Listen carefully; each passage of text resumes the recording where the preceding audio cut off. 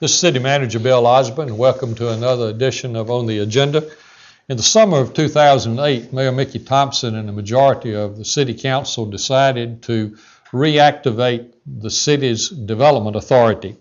And they did this because they felt a special focus needed to be placed on non-residential development within the city and to look at this development in a way that might be a little different than what you would find through a county development authority, because the city's views of its future from an economic development standpoint are a little different than what those of Douglas County are.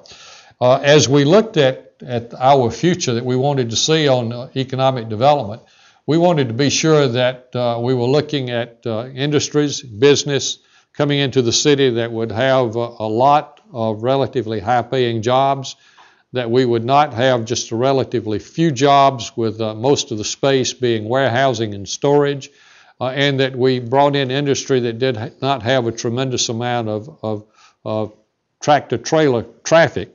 There also was a special focus that we wanted to do, and that is looking at what might be done to fill up empty buildings in our shopping centers and in and near downtown. And we also wanted a development authority to work closely with our city government in the area of community development, especially on the north side where we felt like that we needed to see some new community and economic development. So a majority of the elected officials in July of last year reactivated the City Development Authority, appointed a 7-member board of directors, including Mayor Thompson. The other members from citizens in Douglasville: Darren Bach, Janet Kelly, Sidney Picali, Charles Clark, Doug Dean, Michael Kendall. Darren Bach was chosen to be the chairman, Janet Kelly to be the vice chair. I had worked with the mayor and the members of the city council in establishing the City Development Authority, then found that I was going to be working with the new board that was appointed, because one of their first actions was to name me to be the acting executive director. And I enjoyed working with the board over several months as we established bylaws, worked on a couple of significant prospects, and determined how we wanted to go about selecting a permanent executive director. And we did identify 3 executive search firms, met with them, selected the Chasen Group. Through the Chasen Group, determined the type of individual we were looking for to be the executive director. Interviewed several people and finally made our selection. Took about 3 months to do, but we did choose Jamie Gilbert to be the CDA executive director. And of course, when Jamie came on board, my role changed. Gave up some responsibilities that I had, which suited me fine. In fact, I was probably the most relieved and happy person to see Jamie report to work. And we had a transition period as he moved in to take over this job. Still have contact with the board. Enjoy working with our CDA board. Have a good bit of contact with Jamie Gilbert, not only because of the working relationship that our city government has with the City Development Authority, but because in City Hall, Jamie's office is right next to mine, so we see each other very frequently. Now, with that background, let me introduce to this edition of On the Agenda the Executive Director of the City Development Authority, Jamie Gilbert. Jamie, you were with me last month, and now you're back again, so welcome to another appearance of On the Agenda. Thank you, Mr. Osborne. It's always glad to be here on the agenda with you. Well, you know, last month we kind of jumped very quickly into talking about an issue that will be on the ballot on November 3. We'll talk about later in the program. But didn't get much of a chance last time to talk about your background, and we want to do that. In fact, let's start with that. You know, we do a little biographical sketch. We know you're a fired-up Clemson Tiger. But tell us a little bit about your family and your background, where you've lived, and what you did before you came to Douglasville. Absolutely.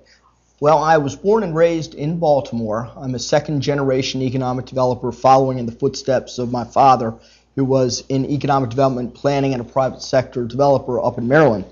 And I grew up watching economic development and the tremendous impact that bringing jobs and new investments to a community, what it would do in terms of improving the overall quality of life. And it was something that I wanted to go into as well. I graduated from the University of Maryland, Baltimore County with a bachelor's degree in political science. From there, went to Clemson, where I earned my master's degree in city and regional planning. And since I graduated from Clemson in '92, I've been in economic development the entire time. My first job was a position with an office up in the northeast area of Maryland, the Cecil County Department of Economic Development, which was part of the Wilmington, Delaware metro area. And I spent several years there learning the trade. Like I said, I'd grown up seeing it, but it's a lot different when you're out doing it, and was responsible for a number of things, including project management, maintenance of our sites, marketing, things like that. Decided I wanted to be closer back to the Baltimore area and took a job with the Baltimore County Department of Economic Development, where I was the Director of Business Development for the southwest area of the county, which was a very diverse area in terms of businesses. In Baltimore County, we were home for the Social Security Administration and the Healthcare Financing Administration. We also had a heavy industrial base as well, companies that were steel fabricators, breweries, just a very good mix. So I got a chance to work with a variety of different companies, helping to build business parks, research parks with my alma mater, UMBC, which was located in that portion of the county. And so it was a very good experience on a county level. From there, I went and spent some time with the Regional Economic Development Group, the Greater Baltimore Alliance, which is where I really saw the impact that regional marketing had in terms of being a draw for companies. Things are done much more on a regional level now than they are on a state level. So working with the Greater Baltimore Alliance, it was an upstart organization. Got a chance to help build that program with the CEO and really market the Baltimore region, which was a region of 2.7 million people.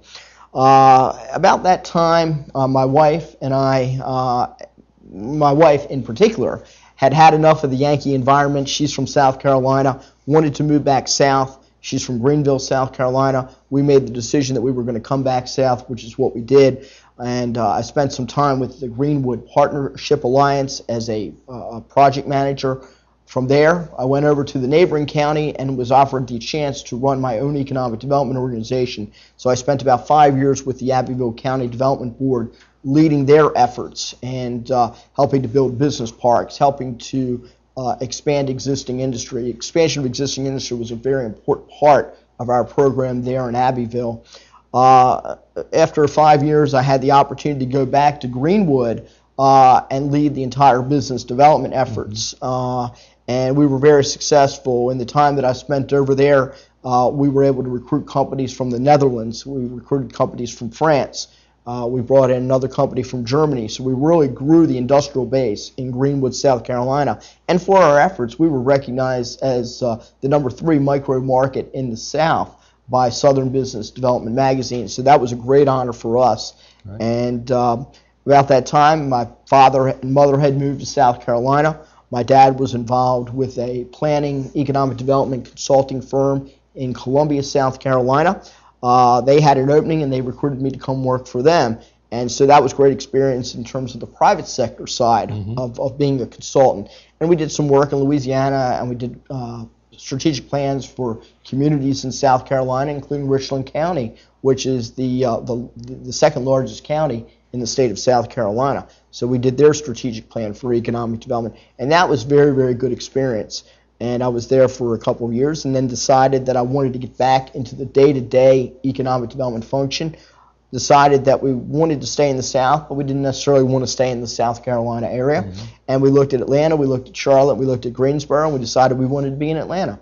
And thankfully for us, the opportunity arose with Douglasville. We came down, we visited the community a week before I had my job interview, and my family fell in love with what they saw here, thought it was a great place in terms of the community, the downtown, the employers that were here, the subdivisions, the mall, everything. It had everything we were looking for. Plus it was close to Atlanta without having to deal with all the issues of the traffic and some of the other things that make Atlanta a little bit of a negative place to be. So it was the best of both worlds. Great. And quickly tell me about your family.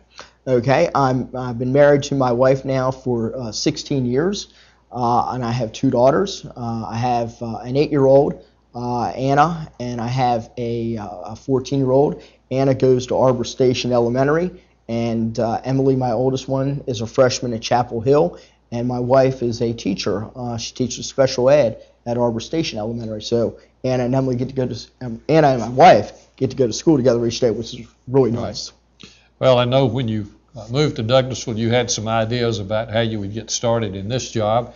And of course, as always in a new job, there are some surprises. And one that you found when you got here was that the city and the City Development Authority was working with Georgia Highlands College, University of West Georgia, to try to get a branch here in Douglasville. And I think this is an important project, and been delighted to have the City Development Authority working with the city government on this. Tell us about what the CDA has done with this project, because we could not have moved forward had we not had the City Development Authority to carry part of this load for us. Yes, sir. The way it's set up is that the Georgia Highlands College is prohibited by state law of entering into lease agreements with private developers. And the City Development Authority, being a quasi-public agency, is able to enter into contracts. So what we've done is we have put ourselves in the position of being with the old Douglasville Town Center, the old Cub Food Space. We will be leasing that space, and then we will be turning around and subletting that space to the college.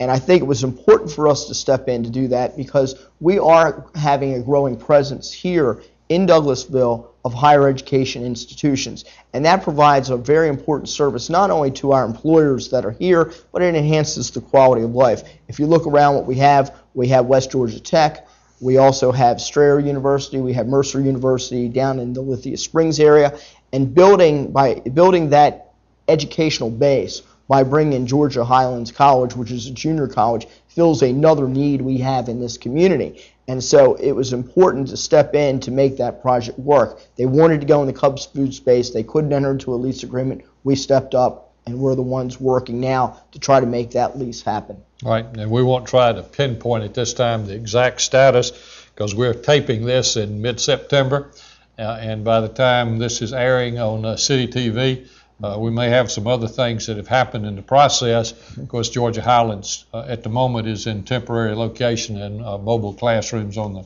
campus of Chapel Hill High School. Well, let's turn to a different subject. When you started working for the CDA, of course, you quickly found out that the CDA had been working with Tributary. The city had made it possible for additional acreage to be made available for office and industrial purposes. And I know that you are working with the Tributary Management Team. At a future point, we'll talk about some specifics on that. And I know also that you've been working to bring new companies to the city. And part of that task is making contact down with the Atlanta Metro Chamber of Commerce and its unit that deals with industrial development, has a worldwide recognition really, as well as working with the state of Georgia with the state agencies. And I know that you're working to have additional sites to open up in Douglasville so that we'll be able to have a greater array of possibilities as companies are looking where they might locate. And I do know that in the past few weeks as you've been working that you have come across some possibilities that we simply couldn't handle. We just don't have any possible sites, and you forward those on to the Douglas County Development Authority because while we want to do everything we can to get business and industry in the city of Douglasville, if we can't get it in the city, then certainly we'd like to keep it in the community in unincorporated Douglas County. Now, I want you to focus for a little bit on the three priorities I know that you have, and that's, of course, the Douglasville Business Retention and Expansion Program, the City Development Authority's website, as well as the CDA's strategic plan. So just tell us about all of that. Yes, sir. We have a lot that we're trying to juggle right now. As a new organization, we're building from the ground up.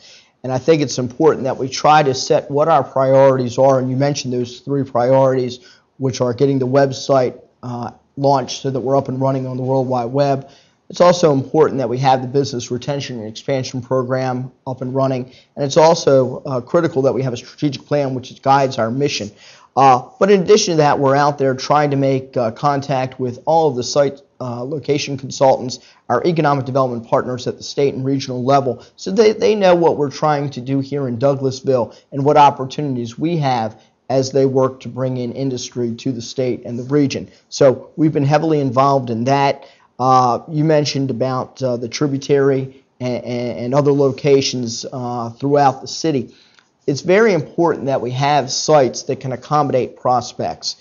Companies that are looking to expand or relocate want to have sites that are nearly ready to go. We talked last time about the term shovel ready. I think that's very important, and I know that when we get our strategic plan completed, that one of our goals and objectives is going to be the development of shovel-ready sites and being a partner with developers and working with them to get the necessary infrastructure in place so that those sites are ready to go. Right now is actually a good time to be doing this because, as everyone knows, the economy is very slow right now. So while the economy is slow, we're doing our homework, we're doing our research, we're doing our preparation so that when the economy does pick up, we're going to be ready to capture those business opportunities that are out there. In terms of what we're looking at from the Development Authority and our 3 top priorities, I'd like to kind of just briefly run through those. The first priority we have is the Business Retention and Expansion Program, which we call BR&E. The BR&E program is our effort to get out and meet with the local businesses here in Douglasville. First, we've had to identify who is here in terms of the types of companies and then get the contact information. So we've been doing our homework in terms of putting all those contacts together.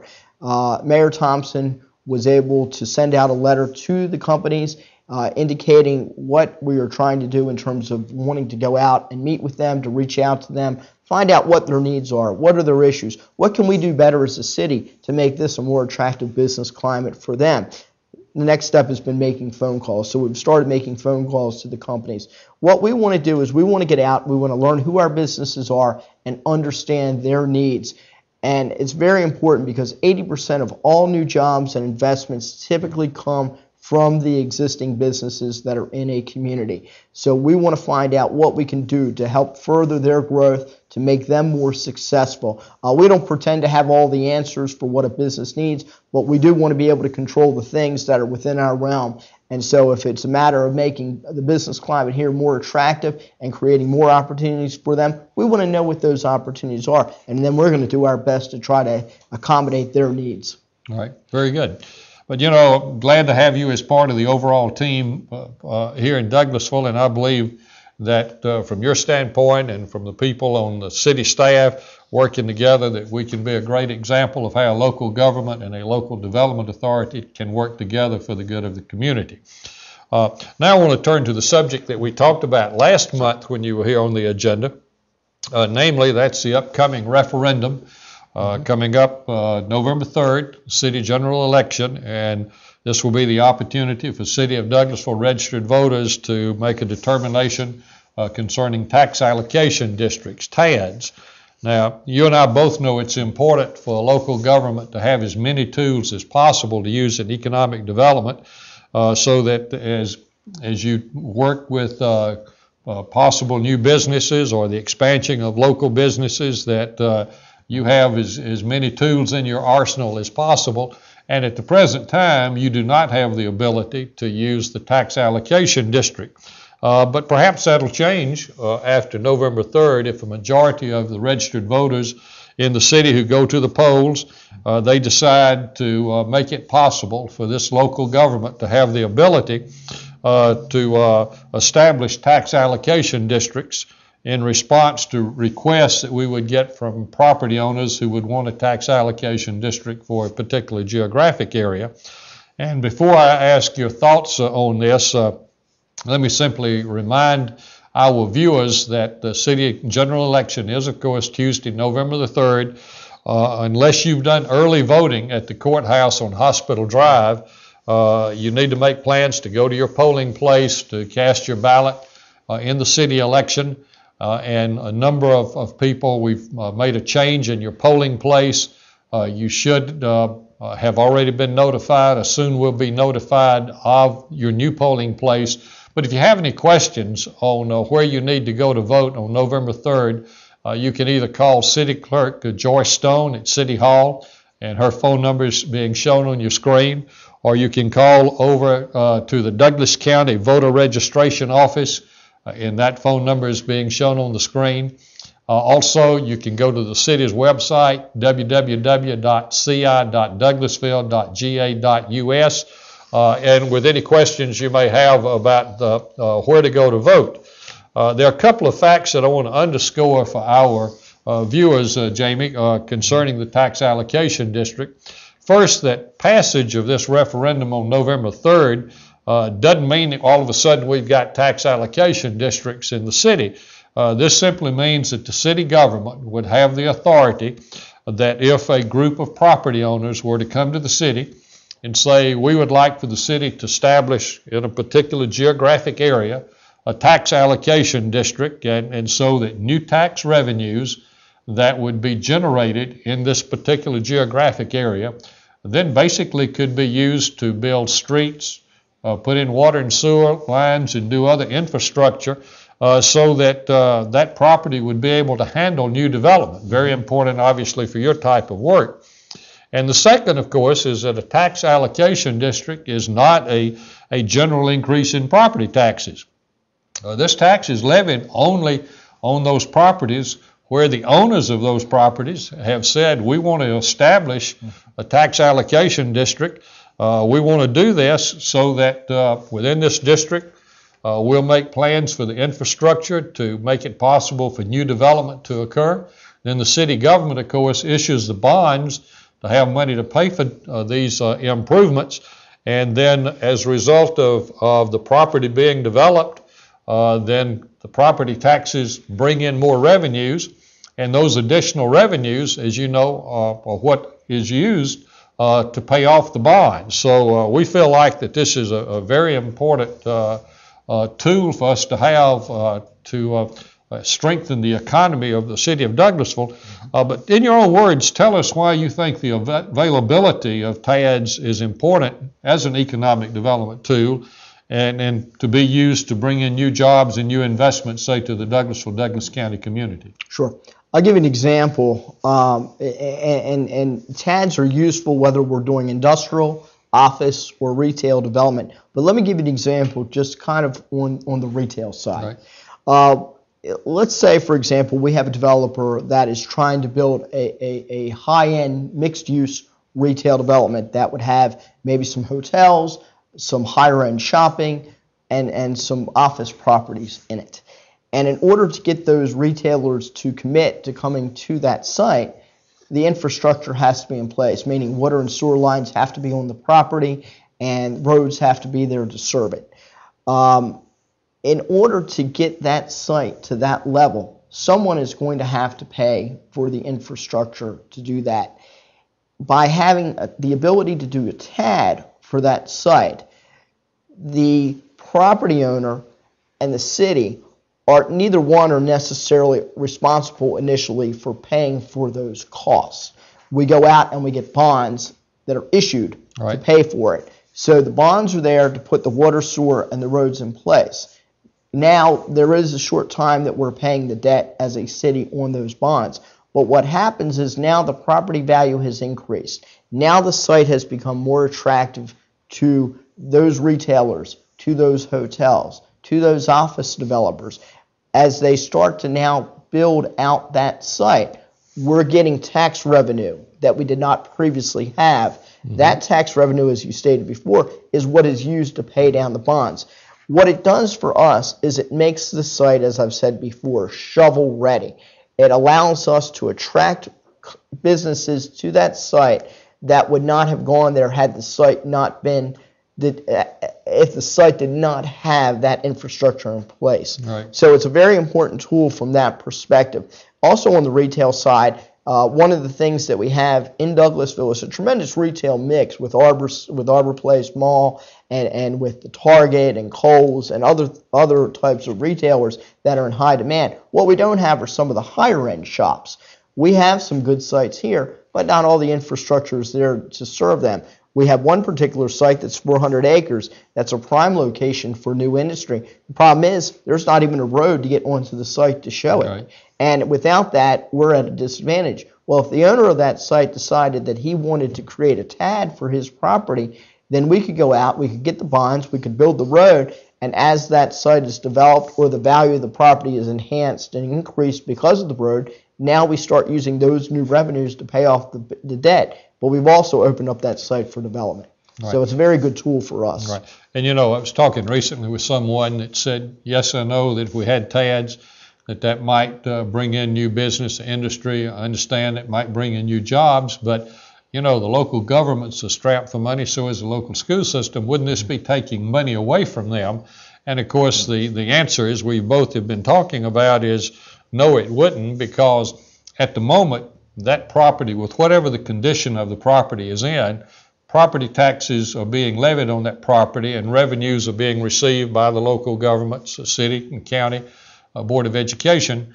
And if a TAD were to be placed on that property, and through the bonds that would be issued, you put in the infrastructure, and then, as you say, the new development comes in, it's going to be more property taxes that would be due because the appraised value of that property has gone up.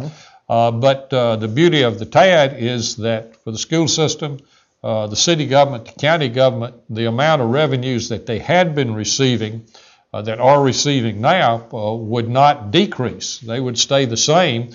And it's only that increase that's used to retire the bonds. And of course, once the bonds are retired, then you've got the full amount that's going to the city government, the county government, or the Board of Education. But,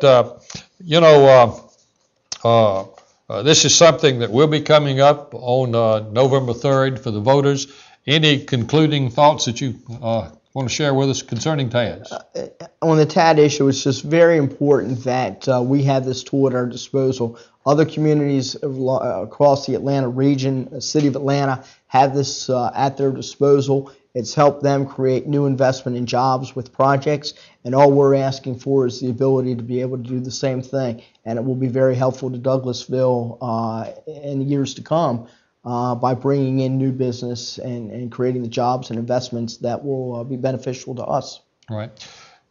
Just to our viewers who are city residents, if you have not participated in early voting, please remember to go to the polls on Tuesday, November 3rd.